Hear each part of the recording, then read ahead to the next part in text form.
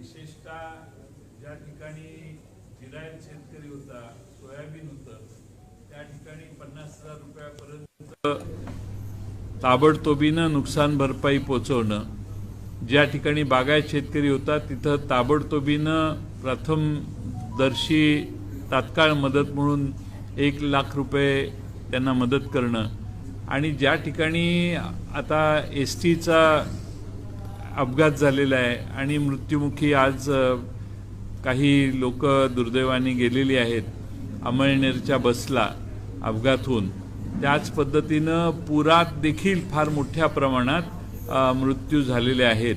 त्यामुळे त्यांना देखील 10,00,000 रुपये मदत ही तात्काळ राज्य सरकारकडून देण्यात यावी अशी मागणी राज्याचे मुख्यमंत्री उपमुख्यमंत्री यांना आम्ही केलेली आहे. त्याचबरोबर राज्यामध्ये फार मोठ्या प्रमाणात विजेची दरवाढ झालेली आहे. 20% दरवाढ झालेली आहे आणि ती दरवाढ ही सामान्य माणसाला न परवडणारी आहे.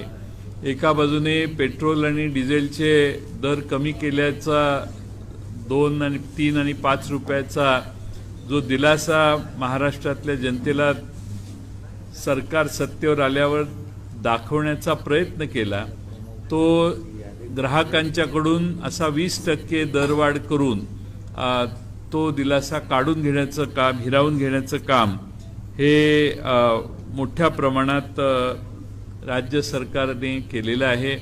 आणि त्यामुळं या सर्व गोष्टींचा मागणी आम्ही दोन्ही मुख्यमंत्री उपमुख्यमंत्र्यांकडे केली. त्याचवेळी महाराष्ट्रात मागच्या अर्थसंकल्पातले काही कामं आणि आता नव्यानं काही कामं जी धरण्यात आलेली आहेत त्यांना जी स्थगिती दिलेली आहे ती स्थगितीही उठवावी त्यांनी. आणि महाराष्ट्राचा विकास हा ज्या पद्धतीनं शेवटी सरकार येतात आणि जातात, पण अशा स्थगितीने विलंब होतो, किंमत वाढ होते, शेवटी कामं तर करावीच लागतात. तर त्यासाठी असणारे अडथळे देखील या नव्या सरकारने दूर करावेत अशी आम्ही त्यांच्याकडे मागणी केलेली आहे. सर, सुरेश धस यांनी आरोप केला आहे की आपण मराठवाड्यामध्ये खोटी निविदा काढून मराठवाड्याची फसवणूक केली आहे, मोठ्या पैसे लाटण्याचा आपल्यावर आरोप आहे.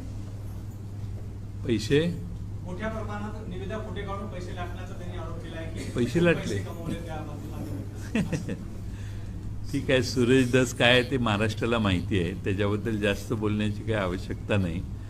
काही खोटे आम्ही कधी काम करत नाही. रीतसर ज्या निर्णय झालेले आहेत त्याप्रमाणे मराठवाड्यातल्या आष्टी पाटोदा या भागात पाणी कृष्णेचं पोचवण्यासाठी जी योजना होती त्या योजनेचा निविदा निघालेल्या आहेत, त्या रीतसर निघालेल्या आहेत. त्या काढा म्हणून मी सांगितलेलं नाही किंवा काढू नये म्हणून सांगण्याचा प्रश्न उद्भवत नाही. ती प्रोसिजर आहे, ती प्रोसिजर झालेली आहे. आणि आता त्या भागाला जर राज्य सरकारला पाणी द्यायचं नसेल, तिथल्या भागाला वंचित ठेवायचं असेल तर त्या दृष्टीने त्या सरकारने त्यांचा निर्णय घ्यायचा आहे. शेवटी मराठवाड्याला पाणी देण्याच्या योजना आमच्या महाविकास आघाडीने मोठ्या प्रमाणात घेतलेल्या आहेत हातात. त्यातली ती एक योजना आहे. आता मराठवाड्याला पाण्यापासून वंचित ठेवण्याचं काम जर कोणी करत असेल तर त्याला नव्या सरकारला मला खात्री आहे की नवं सरकार असं करणार नाही, पण केलंच तर मग लोकांनाही कळेल काय चाललंय ते. नीटची एक्झाम होती, त्या एक्झाममध्ये वाशिममध्ये काही मुस्लिम मुलींना हिजाब काढून परीक्षेला जाण्यासंदर्भात सांगण्यात आलं. चुकीचे देखील त्यांच्यासोबत वर्तवणूक झाली असं त्यांचं म्हणणं आहे. त्या संदर्भात तक्रार देखील दाखल झाली.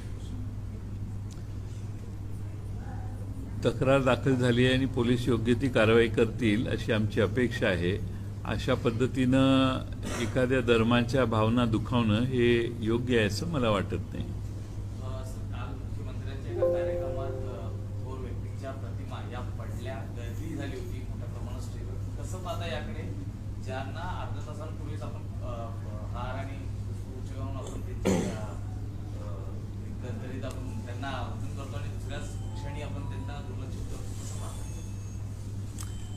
असं आहे की मी ते बघितलं, व्यासपीठावर ते प्रतिमा ठेवण्यात आलेल्या होत्या आणि एवढी गर्दी झाली की त्या प्रतिमांकडे दुर्लक्ष झालं. त्यांचा राष्ट्रपुरुषांच्या प्रतिमा या खाली पडलेल्या दिसल्या आणि गर्दी एवढ्या मोठ्या प्रमाणात झाली की धक्का लागून त्या पडल्या. त्यामुळं ते पाहणाऱ्या सगळ्यांनाच त्याच्याबद्दल नाराजी लोकांच्यात पसरली आहे की हे काही झालं हे योग्य नाही. त्यामुळं ते टी व्हीवर दिसलं, ते चित्र बघितलं तर राष्ट्रपुरुषांच्या या प्रतिमा धक्का लागून पडल्या, हे काही योग्य झालं असं मला वाटत नाही. सर, या प्रकरणामध्ये एक गोष्ट दिसली की जी निधी स्थगिती दिली आहे ते फक्त काँग्रेस आणि खास करून राष्ट्रवादीच्या आमदारांची निधीवर स्थगिती दिली आहे, जे जुने काम होते. परंतु शिवसेनेच्या नेते आमदारांची या ठिकाणी कुठल्या प्रकारे निधीला स्थगिती देण्यात आलं नाही. मला माहीत नाही कशाला त्यांनी स्थगिती दिली आणि कशाला चालू ठेवलेलं आहे. ज्याला स्थगिती चालू कामांना किंवा जी कामं धरून ज्यांची कामं सुरू झालेली आहेत त्यांना अशी स्थगिती देणं हे तात्पुरत्या स्वरूपात असतं. थोड्या दिवसाने ती कामं करावीच लागतात. 20 तारखेला सुनावणी पार पडणार आहे कोर्टामध्ये. याकडे तुम्ही कसं बघता, कशा पद्धतीने निर्णय अपेक्षित आहे? सुप्रीम कोर्टामध्ये भारताचे सरन्यायाधीशांनी 3 सदस्यांच्या बेंचच्या समोर हे प्रकरण ताबडतोबीनं घेतलं, याचं आम्हाला समाधान आहे. मला खात्री आहे की डिस्क्वालिफिकेशन झालेलं आहे अशीच कृती या सर्व आमदारांच्याकडून झालेली आहे आणि विधानसभेच्या कामकाजात ते रेकॉर्डवर देखील आलेलं आहे. त्यामुळं मला खात्री आहे की सुप्रीम कोर्टात योग्य तो निकाल लागेल आणि शिवसेनाच्या पक्षाने दिलेला आदेश झुगारून त्यांनी मतदान केलं त्याविषयी मला खात्री आहे की लवकर निर्णय लागेल. आमची अपेक्षा आहे की शेवटी कायदा कशासाठी, असे पक्षांतर थांबवण्यासाठी आहे. मग असं पक्षांतर ढळढळीत झालेलं जर असेल, पक्षाच्या आदेशाचं उल्लंघन झालं असेल तर त्याचा ताबडतोबीने सुप्रीम कोर्टाने हिअरिंग घेऊन त्याच्यावर निकाल देणं अपेक्षित होतं. ते घडेल असं दिसतंय. शेवटी अलीकडच्या काही कालावधीत लोकांच्या अपेक्षा अशा आहेत की अशा पद्धतीनं कायदा, नियम, पक्षांतरबंदीचे कायदे पायदळी तुडवून जी सरकार आणण्याची प्रयत्न जी लोक करतात त्यांच्यावर कडक कारवाई जर व्हावी अशी अपेक्षा असेल तर न्यायाधीशांनी तात्काळ निर्णय घेतला पाहिजे. मला खात्री आहे की रामण्णा हे अत्यंत स्ट्रेट फॉरवर्ड न्यायाधीश आहेत. त्यामुळे ते रिटायर होणार आहेत 26 ऑगस्टला. अपेक्षा ही आहे की ते रिटायर होण्याच्या आधी निर्णय होईल अशी अपेक्षा आहे. सर, अरुणाचल प्रदेशमध्ये असं प्रकरण झालं होतं आणि त्या प्रकरणामध्ये राज्यपालांचीही कोर्टाने हकालपट्टी केली होती. या प्रकरणामध्ये जर निलंबनाची कारवाई शिवसेनेच्या आमदारांवर झाली तर राज्यपालांची हकालपट्टीची आपण मागणी करणार आहात? त्या प्रकरणात राज्यपालांची हकालपट्टी नाही झालेली. राज्यपालांनी घेतलेले जे निर्णय आहेत ते कसे चुकीचे आहेत हे त्या 5 जजच्या बेंचने निर्णय घोषित केलेलं होतं. त्यामुळं मग पुन्हा जुना मुख्यमंत्री आणून बसवण्याची पाळी आली. मला माहीत नाही, त्यांना काढलं नंतर ते राष्ट्रपती तो काढायचा अधिकार राष्ट्रपतींचा आहे. त्यावेळी प्रणव मुखर्जींसारखे राष्ट्रपती असल्यामुळे त्यांनी त्यावेळी त्या राज्यपालांना काढलं. आता सध्याच्या राष्ट्रपतींच्याकडून तशी अपेक्षा करणं थोडंसं जरा जादाच अपेक्षा ठेवल्यासारखं होईल. कशाची?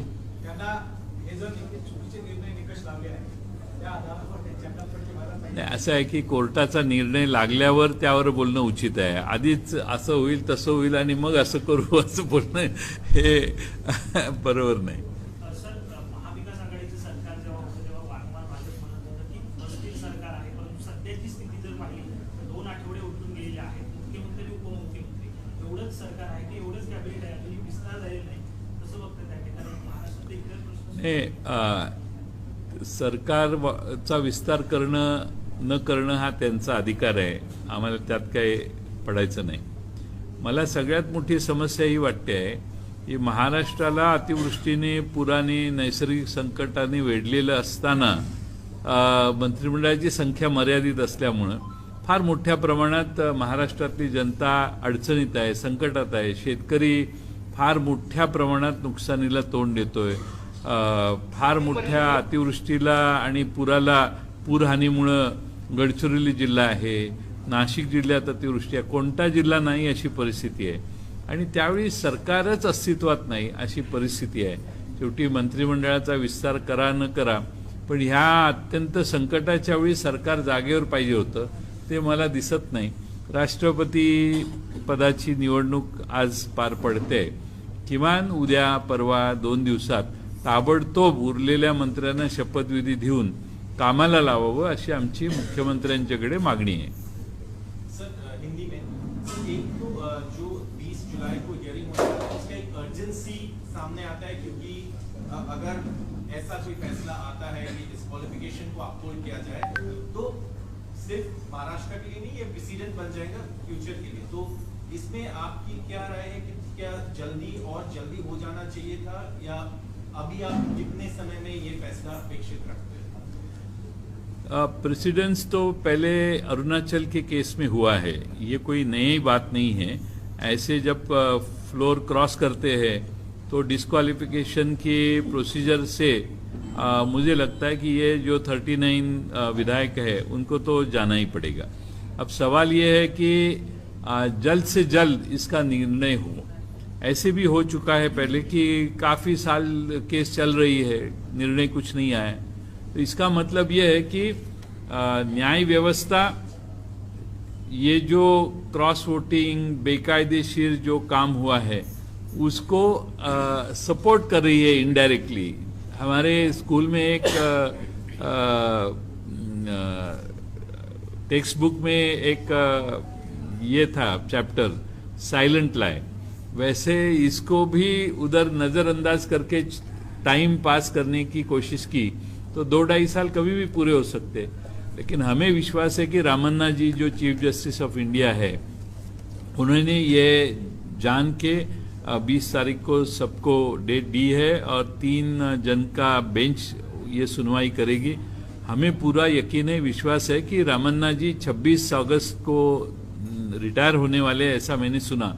शायद गलत भी हो सकता है मेरा ये इन्फॉर्मेशन, लेकिन मुझे बताया गया.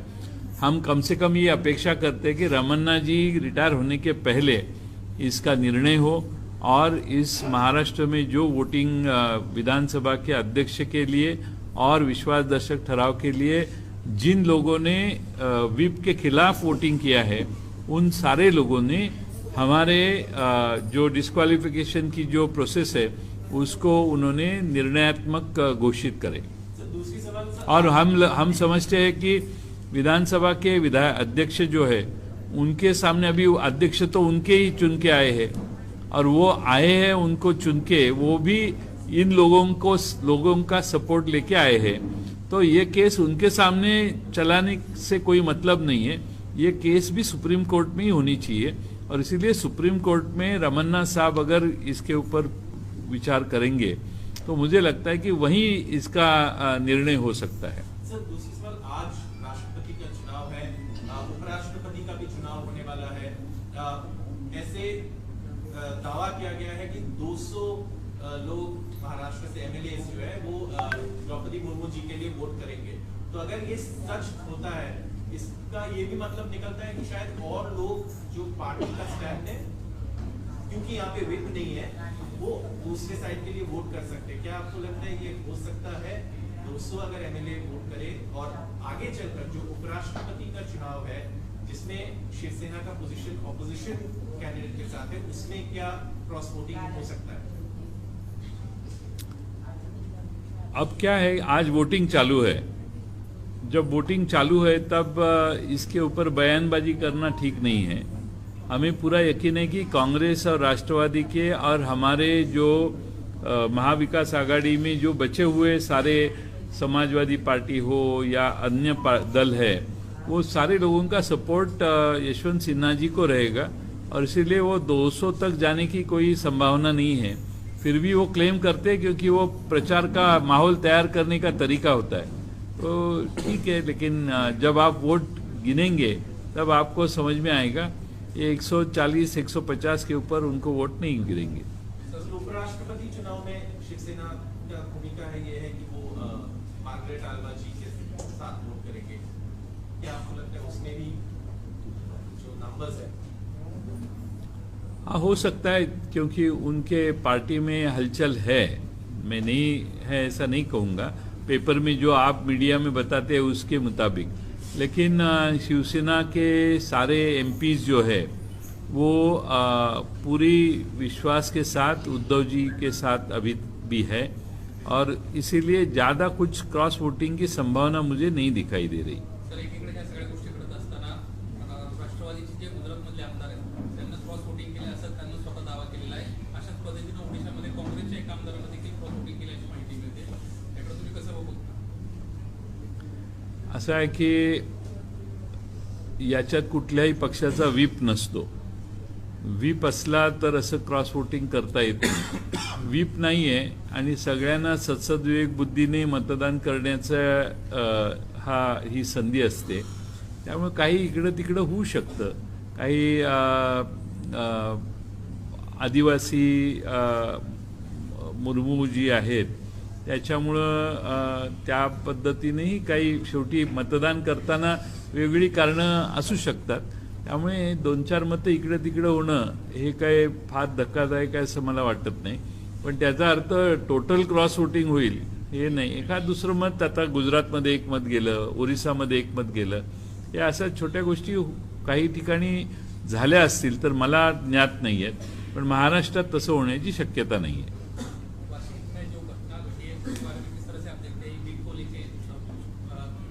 ये बहुत गंभीर घटना है और उनको उनकी जो प्राइवेसी है या उनके जो कम्युनिटी के फीलिंग हर्ट जो हो रहे हैं वो गलत है, वो होना नहीं चाहिए था। और वो जो महिला छात्र है उनको ऐसी ट्रीटमेंट देने की आवश्यकता नहीं थी। अब उनके भावनाओं का भी सम्मान रखने की आवश्यकता है, ऐसे मुझे लगता है। सर, हिंदी में कहना चाहेंगे कि कैबिनेट विस्तार को लेकर जो एक संशय का माहौल चल रहा है पिछले 3-4 दिनों से महीने लगातार आज कल परसों की बात सुनी, अभी भी स्पष्ट नहीं है कैबिनेट विस्तार में आपके मुताबिक देरी क्यों कर रही है वर्तमान सरकार, और इससे क्या क्या तकलीफें आ रही प्रशासन के स्तर पर?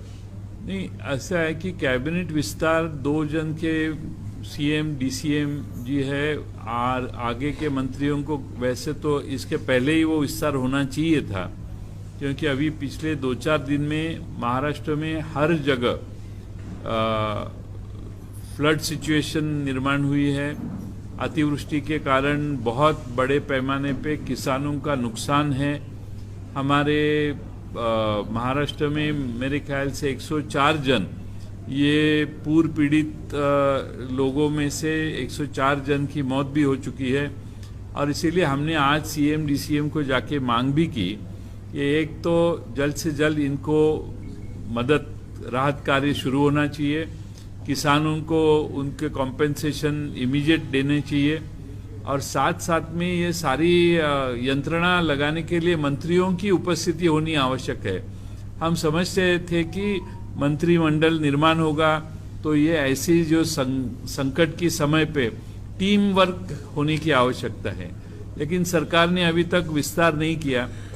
शायद अब कर सकती है, 2-4 दिन में हो सकता है, लेकिन वो अभी सरकार का विस्तार न होने के कारण महाराष्ट्र के किसान और हमारे जो ग्रामीण क्षेत्र है, गढ़चिरौली जैसा क्षेत्र है, नासिक जिले में अलग अलग जगह बहुत जगह बाढ़ की परिस्थिति निर्माण हुई है, वहाँ राहत कार्य अभी चालू नहीं हुआ है। हम मांग कर चुके हैं सुबह सरकार से, ये जल्द से जल्द ये राहत कार्य चालू होना चाहिए। सर, 2 तरह के कयास लगाए जाते हैं। पहला ये कि देरी इसलिए हो रही है कि सुप्रीम कोर्ट में मामला पेंडिंग है, उसके फैसले पे काफी कुछ निर्भर करता है। दूसरा कयास ये भी लगाया जाता है कि कहीं ना कहीं विभागों के बंटवारे को लेकर अनबन है दोनों गुटों के बीच में, इसलिए नहीं हो पा रहा। आपको क्या लगता है? ये दोनों सच होंगे ऐसा मुझे लगता है। ये दोनों चीजें हुई होगी, इसलिए कौन सा विभाग किसके पास ये भी हो सकता है। और दूसरा, अपने सुप्रीम कोर्ट का निर्णय आने की संभावना है। मुझे नहीं लगता कि 12-13 तारीख को इमीडिएट आएगा, लेकिन 2-4 सीटिंग होके निर्णय आएगा, ऐसी हमें अपेक्षा है. चला, थँक्यू.